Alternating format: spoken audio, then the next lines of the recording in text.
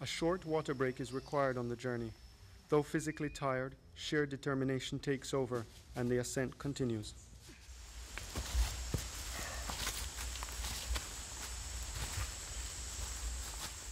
Right now we're about roughly 21k. We started at 19k this morning. We got off to a late start. What was it, about 6? 7? 7. We wanted to start at 6, we started an hour late, 7 o'clock. It's been steep all day, no flat anymore, and each ravine just keeps getting steeper and steeper. It's kind of tough starting because your muscles aren't warmed up yet and they're a little sore from yesterday, not too bad. So, I mean, this is where it really breaks you down because most people, you know, get up this morning and it's the toughest morning to deal with. And, you know, it's easy to give up. It's so easy to stay and sit in the hammock all day. Real easy. So you just gotta, once you get through the first hour of this, your muscles warm up and you feel like you can go all day again. It's a nice rowing.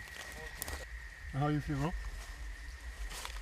I feel okay, and I could do this, I think. I just fall down a lot, but I could do it. This morning when we started, I felt a little stiff. My legs felt a little stiff, but they became relaxed after a while, and I felt like I could go for 6 years.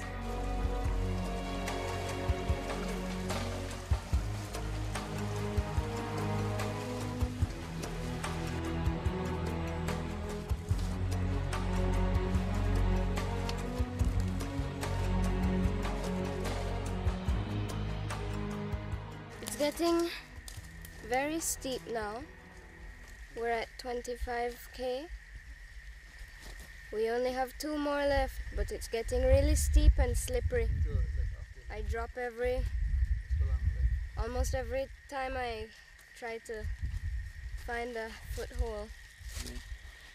And I slid for quite a ways, so that was very easy. How you feel physically? Kind of tired.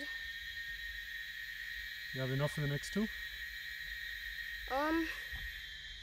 I think so. It's a bit treacherous because a lot of times you're on ledges and it's really slippery and muddy across the rocky ravine bottoms and that kind of stuff.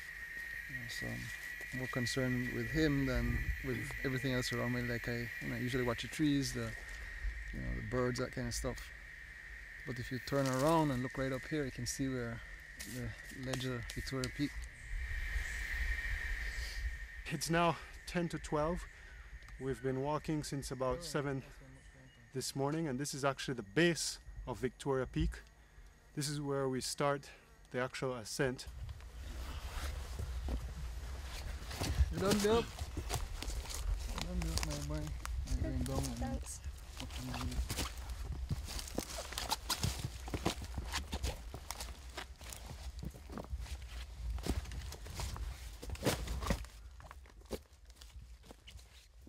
Rocks, boulders, danger, even for Joe. Going up means falling down. It's a simple illustration of life's lessons learned about moving forward, even if the obstacle before your face is a mountain. No giving up. What one man can do, another can do. Alright. Take your time then. Alright.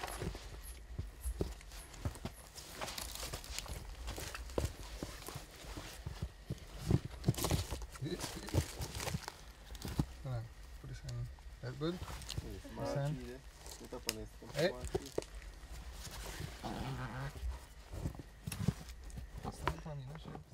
We're probably about halfway from the base where we start hiking up to the top of the peak. Stop to have lunch. It's about 1:10 right now, and we're just trying to get some shade because from here on up it's all in the sun. I think in another 45 minutes or so we should be on top. This is the toughest part. How are you feeling, Will? I'm feeling okay. I think I could do it, but my pants is wet and I don't really like that, but I'll survive. Okay. It was a bit tough coming up those last rocks, not that rock face. Yes, it was tough because it was slippery and some of the rocks were shifting, so that was difficult. Come. That's all. Nice handhold there. Emerging from the canopy gives a feeling of accomplishment. The cliff edges are a constant reminder of the risks below. There you go. Hold on. Just slide down. Slide. Good. Hold on to the side again. Go straight line. Alright, right so. Now near the end, father and son are one. Joe takes Rowan on his back as they tackle the steep incline. Hang on. By my hips. Ready?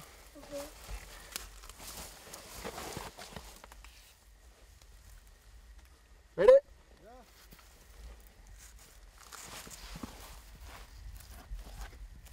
Just hold on to here now. Yeah. If this rope here bust, then yeah, right, bro.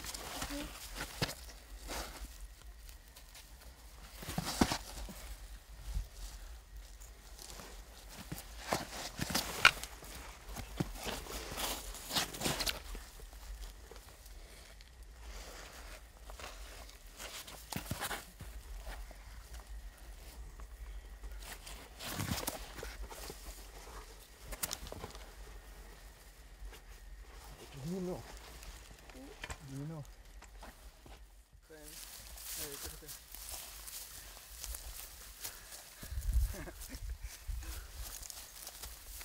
You're a hero. You're on top now.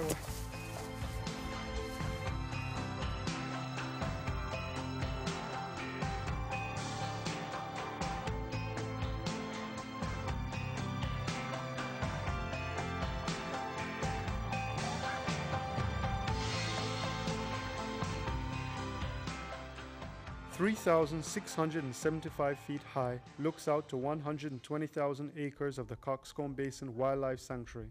Walt Whitman once said, "I believe a leaf of grass is no less than the journey work of the stars."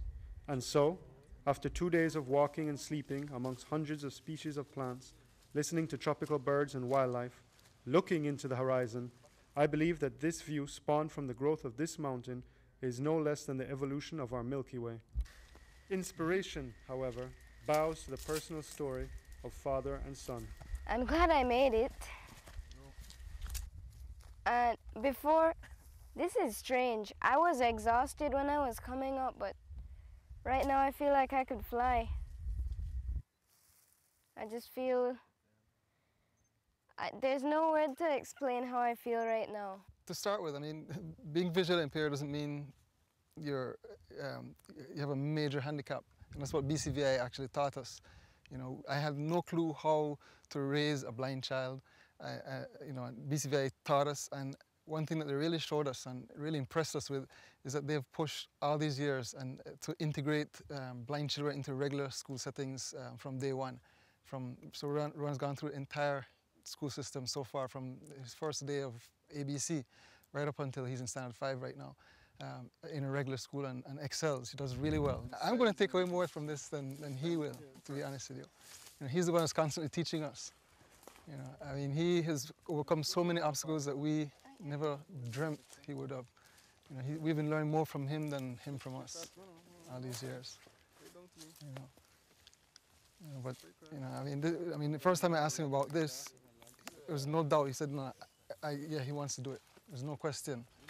You know, if I think he'd make it, or if he could, no, it was, yeah, definitely, let's go. If I could do it, they could definitely do it. And I want people to know that I didn't just do this for fun.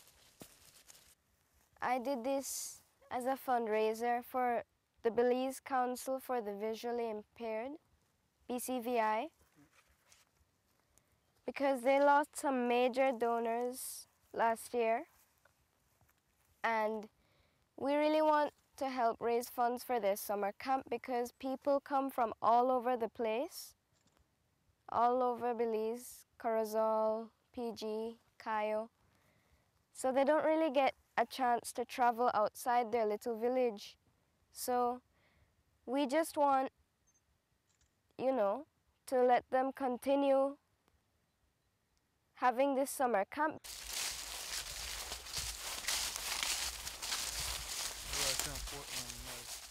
After 4 days of being in the wild, Rowan is greeted by his family.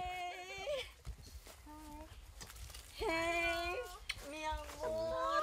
I stink. You know, they're me right now. You alright? Hey.